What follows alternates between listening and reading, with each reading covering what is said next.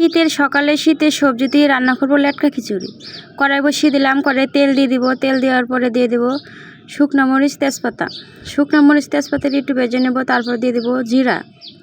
জিরাটা দিয়ে একটু ভেজে নেব, তারপরে দিয়ে দিব আদা থেতো করে।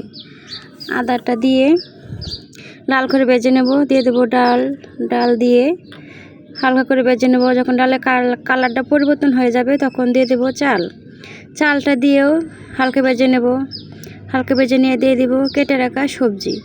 ঘরে যে সব সবজি ছিল সেই সবজি দিয়ে খিচুড়ি রান্না করব।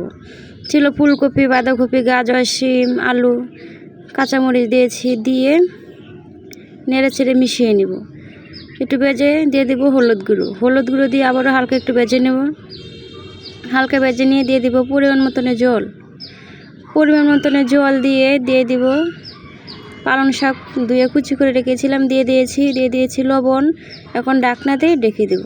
কিছুক্ষণ ঢাকনাটা খুলে নেড়ে ছেড়ে প্রায় রান্নাটা হয়ে এসেছে। দিয়ে দিব জিরা গুঁড়ো, গরম মশলা গুঁড়ো দিয়ে ভালোভাবে নেড়ে ছেড়ে রান্না করে নিলে রেডি।